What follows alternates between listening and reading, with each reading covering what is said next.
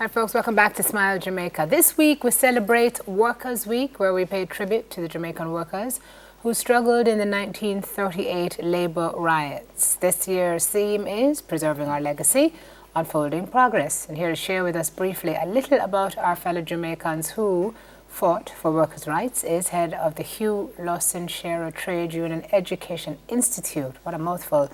Danny Roberts here with us this morning. Good morning. Thank you for being here. Morning. How are you? Boy, we hear about trade unions. How many active trade unions do we have in Jamaica right now? There may be about perhaps 60 or 70 registered trade unions. I really can't tell you how many are very active, but I suppose it's a rough, probably, numbers, percentage less than the total number of registered trade unions. And for folks who are watching, why are trade unions still relevant to the Jamaican worker? Absolutely relevant, because trade unions are often regarded as a guardian of our democracy.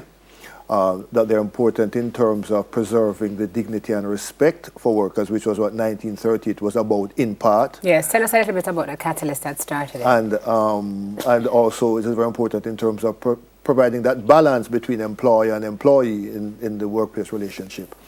And so 1938, there were, even before 1938, a seething cauldron of social discontent. Seething cauldron of social... Which really, people were just kind of agitated and looking for betterment in terms of wages and working conditions. And then there was an advertisement about jobs in Frome. Tate and Lyle bought some lands and was to establish a sugar factory. And workers were told that there'd be employment there. And so everybody went down to Frome. It turned out that that wasn't the case, that it was fake news.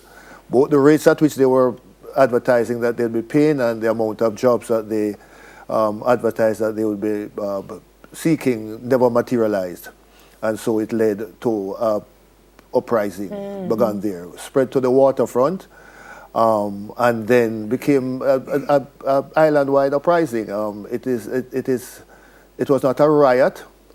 It was an uprising. It ushered in the birth of the trade union movement and provided an opportunity for labor to organize itself and to represent the interests of workers in terms of the wages and the working conditions.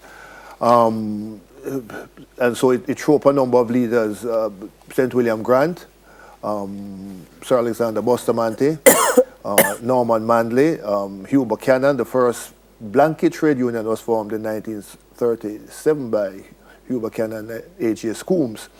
So it was a period in which the economic, social, and political conditions were so unbearable that labor felt the need to act as the catalyst in bringing about the change which led to the birth of modern Jamaica, if you like. Okay.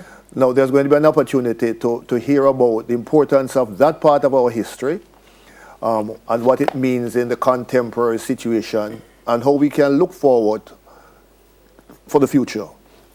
And there's going to be a distinguished public lecture, which is going to be delivered by none other than the most Honorable P.J. Pattison on Tuesday, May 22nd at 5:30 p.m. at the regional University of the West Indies regional headquarters, which is right opposite the main gate. Okay. All right, and so he'll tell us more about this. He will tell us the theme of the lecture is the history and development of the birth of the modern trade union. What are the lessons from the past, and what are the prospects for the future? What are some of those lessons that we are yet to learn? Well, I think for me the most important lesson is the value that one places upon labor.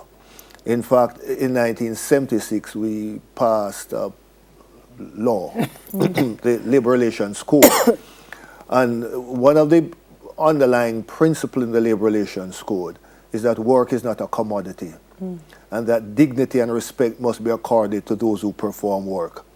And that was an important statement, because what it does is to overshadow the legacies of the past, from slavery through colonialism, and part of what represented the struggles in 1938 Workers just wanted to be respected, to be shown some dignity, whether you're the laborer or the managing director, whether you do manual work or intellectual work. And so that is an important lesson. And this is where the trade union movement in today's dispensation is critically important in terms of preserving that respect, preserving that dignity, which is now under challenge because of globalization. Have the trade unions lost their teeth? Absolutely. Our workers feeling like, well, they're there, but they're going to join because they have to join, but it's something really not come out of it. Well, I'll tell you a couple of things. First of all, that we have to understand that while we may be facing some of the challenges similar to that of 1938, that the course of action need not be the same. There's no need for us to strike and take industrial action as was necessary in 1938. Still happens. I think, but at a far less extent, yes. Right. But I think that is very important, and I think Mr. Patterson will address that. What are the lessons? What is it that the trade union movement need to do going forward in order to be able to preserve the dignity and respect? And what it means is that there's going to be need for social dialogue and legislative changes that bring about a kind of a framework, legal framework that protects workers. For example, contract workers, persons who work 3 months and 6 months and 1 year on contract. And they're receiving no benefits. And 15 years and 20. So I think that the environment, certainly in 2018 as against 1938, is much more conducive to the agitation and the lobbying and the representation by the trade unions to get those conditions. But has it been that since over that period, the employers have made the changes necessary? They've done the legal maneuvering. So when you go get a job, when you look at the contract, the employers are making sure that they can tell you goodbye, and so the trade. So it's now on the trade unions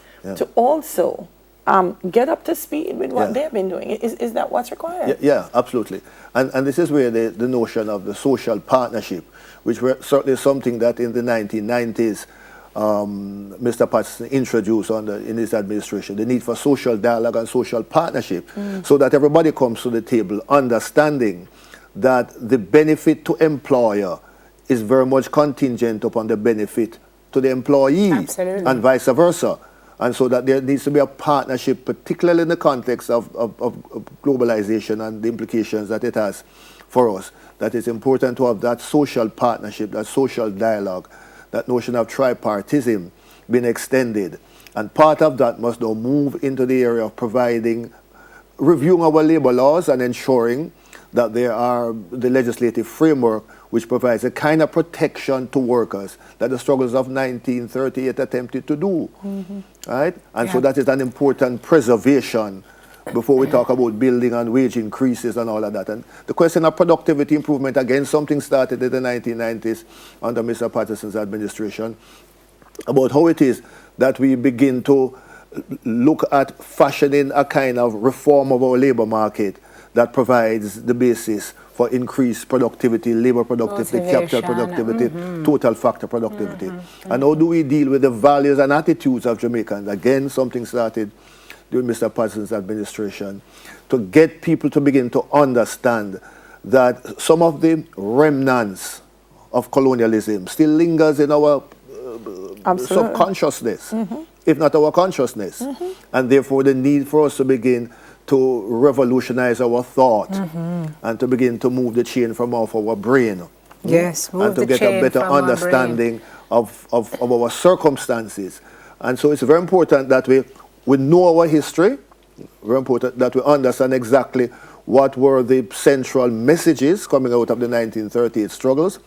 How do we fit that into the contemporary situation, and what are the prospects for the future? All right, we have to go. Well said, though, sir. We could talk about this for a little while longer, but unfortunately, so this Tuesday, the 22nd? Yes, let me plug it for you. Tuesday, May 22, 5:30 p.m., E. Nigel Harris Council Room at the University of the West Indies Regional Headquarters, Hermitage Road. You said right across from the main gate, so you can't miss it. It's 5:30, and the lecture series will be delivered by the Most Honourable P.J. Patterson, ON, OCC, PC, QC, former Prime Minister of Jamaica, the history and developments of the modern labour movement, lessons from the past, prospects for the future. Thank you so much for joining us, Danny, My head of pleasure. Hugh Lawson Shera Trade Union Education Institute. More on Smile after the break.